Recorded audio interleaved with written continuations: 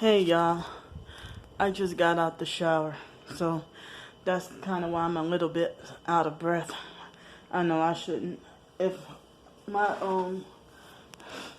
if I had like more decent money and a better diet and a better living situation, I probably could lose all this weight. So um, just one thing I wanted to say. You know, um, narcissistic abusers. One thing I never understood was how come they will destroy themselves on purpose just to get you in trouble, just to get you punished. Like, do stuff on purpose just to make you mad and then think it's funny.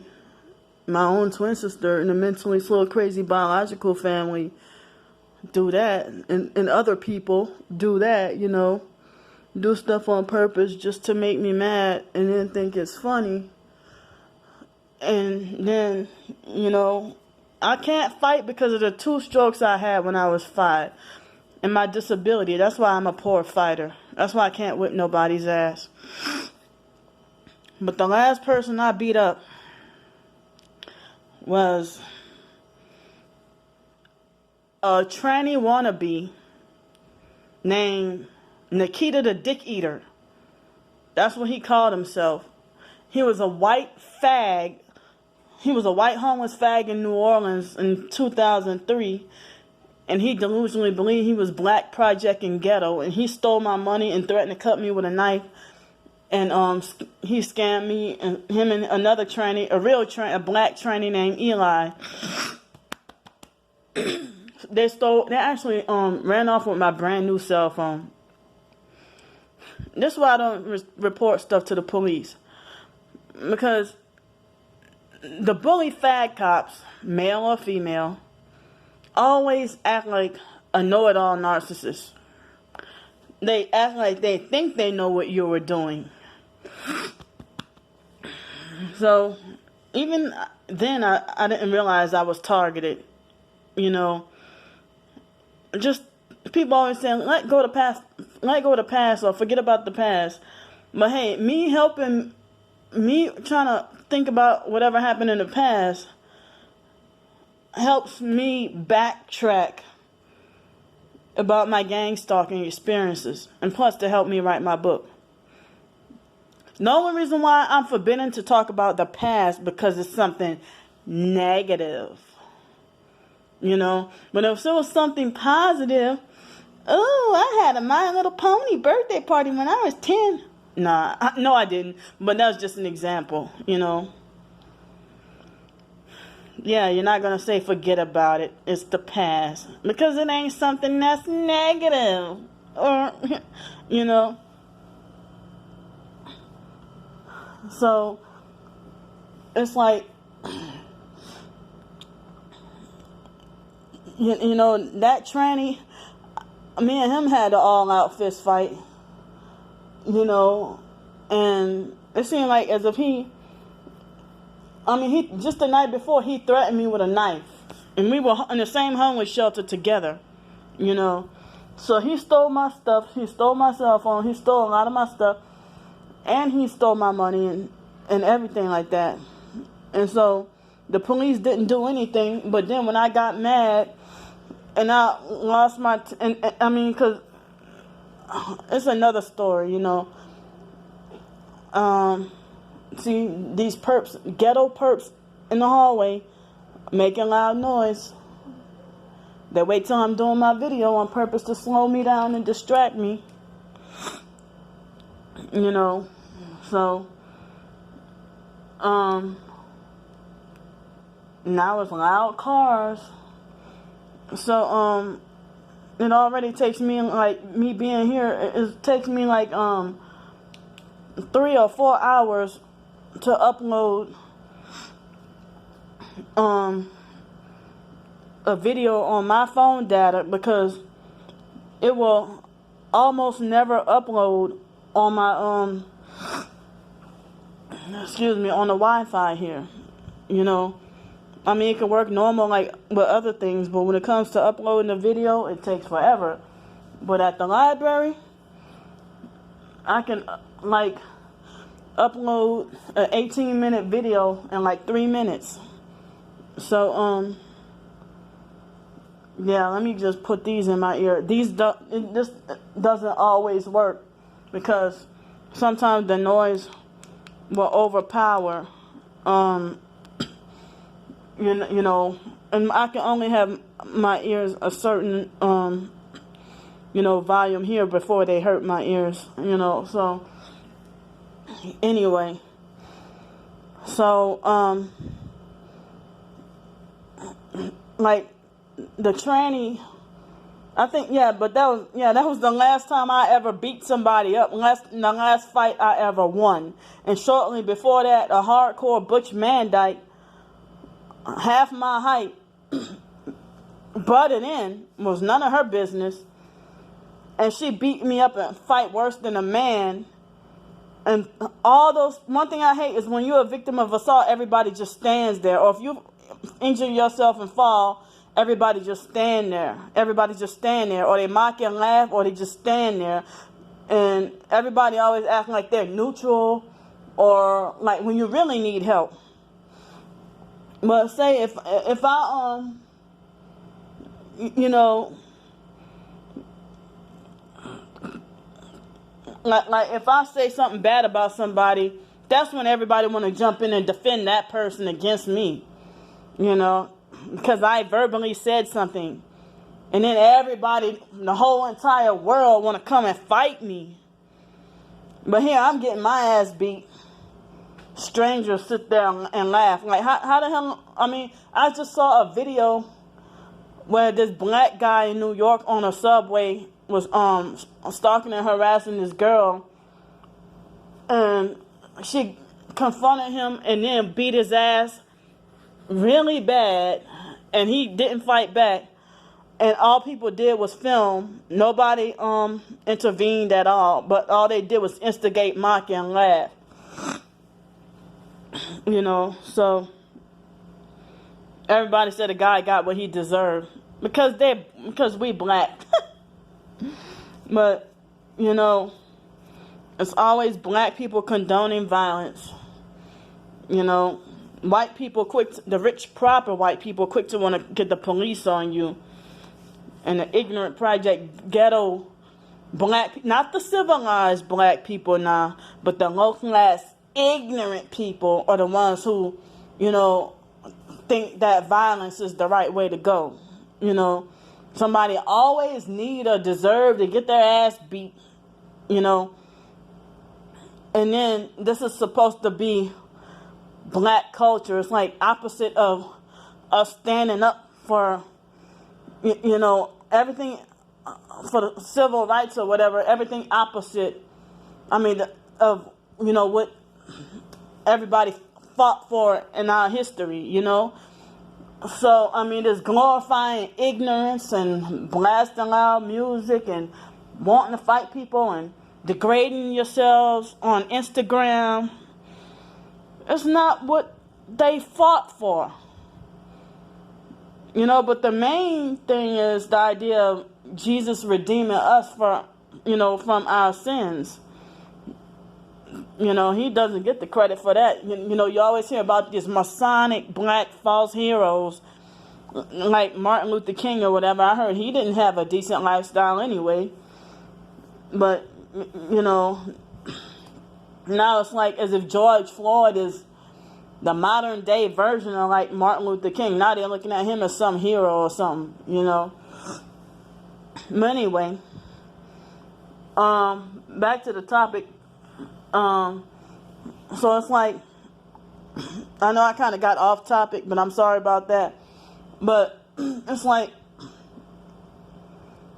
the idea of and me growing up, you know, I'm black, my family's black. You know, even though they had the quote unquote, you know, light skinned Creoles, they still call themselves black. But do stuff on purpose just to make me mad. Yeah, black families that can't get along. Our civil rights leaders didn't stand. I mean, they didn't. That's not what they died for. And Jesus, that's not what Jesus died for. So I know it's very hard to do right, but so many avenues are so easy to do wrong. It's a struggle and a battle to try to fight to do right. But anyway, because there's always somebody setting some trap and set a trap, and especially when you're trying to do right and trying to better yourself, and then there's somebody who psychologically and mentally stick their foot right in there to get you to trip and fall, and so they bust out laughing when they see you fall. So like if they do something on purpose to provoke you to anger, and they will go out of their way to do whatever, even if they will go as far as taking the risk of allowing themselves to be. They don't care if a person is a targeted individual and get crazy and murder that gang stalking perp, or that narcissistic abuser who's antagonizing and provoking them, and then the police or nobody's on your side, nobody's doing anything, and it's like they don't care if they achieve the goal of purposely allowing themselves to be murdered. I mean, when they die, I mean, it's like they won't be able to see, they won't be able to be alive to celebrate you being punished anyway, or in prison anyway. So it's like people ever since elementary school, with the bullying, harass, and laugh at me, and the moment if you just cuss them out right back, and all you got to do is cuss them out right back, and then they play victim and lie and say that you did something to them first, and then the so-called teacher takes sides and defend based on favoritism. You're not allowed to explain yourself, or the fake foster mom, you're not allowed to explain yourself, and you get in more trouble when you try to explain yourself. But even my own twin sister would do stuff like start rumors about herself. My twin sister would start rumors about herself and pretend to be me, and then blame it on me, and then lie on me, and I get in trouble and not allowed to explain that I had no idea. Or she would start a false rumor about me. I mean, she'd start a false rumor or a lie on herself and then pretend to be me. Now, I can't believe she would go out of her way to do this to me for no reason at all. So in other situations, like if somebody it's like a narcissistic abuser or a gang stalking perp would be willing to sacrifice themselves to be murdered by a targeted. That's what they're trying to do. It's like they want to try to provoke you to assault them or hurt them, or they don't care even if they survive, as long as they can get you in trouble and get you punished. And I don't even know if they think that if they can succeed at their goal of getting us locked up or whatever, or to get us locked up in a mental institution or jail, that they keep provoking us and provoking us and provoking us, and then you got nobody on your side, no help, but then they got all their cronies to lie for them. They got all their friends to lie for them, and they got all this trillions of people on social media like Facebook or something to be supportive of them and their lies, while everybody's having you blocked on social media at the same time when you're trying to get your truth out, and then you got no friends While they have a lot of friends that everybody's persecuting and abusing and punishing you for, being innocent and being a whistleblower, speaking the truth. I mean, my own twin sister has done stuff like assault herself and then lie and say I did it. And she's done that to other people. And I've had other people treat me like that too. Or they will hit me first and then play victim and then lie and say I hit them first when I just hit them back in retaliation. And then they'll get their friends to lie for them and say, yeah, I saw her hit him first. I'm like, he's a dude. Why would I hit him first for, when he's sitting there, provoking and antagonizing me, So it's like me trying to stick with the Bible and trying to be peaceful, trying to, be law-abiding, trying to do the right thing. And it's like, I'm speaking for targeted individuals in general about how the perps would do stuff like try to provoke you to get angry and break the law on purpose so that they can have an excuse to have you hauled away and locked up in a mental institution or jail or something. Or if they can set you up to get killed. And that way that, when you die, according to your family, you get what you deserve and you don't deserve a funeral and nobody will come to your funeral and nobody will care, So, I mean, being told all your life that nobody cares. Oh, man, there's a directed energy weapon hitting me right here. Exactly right here. It hurts too. Yeah. Now, after I mentioned it, now it stopped. But if I wouldn't have said anything, it would still be hurting right now. So it's good to speak out and tattle, But me, I'm just, trying to do the right thing. And the more I try to stay out of the Alex guy's way, he wants to talk about it's illegal to put people's pictures online without their permission. But it's illegal to stalk and follow people too. And provoke people and act just fucking childish. It's illegal for you to slander and lie on me. And you don't even know me. And you have restaurants cheat me out my food and my money and stuff. But Alex Dupree or whatever your name is, there's a special spot in hell for you to try to antagonize and provoke a single black 36-year-old female. You don't realize how hot hell is. You've been warned.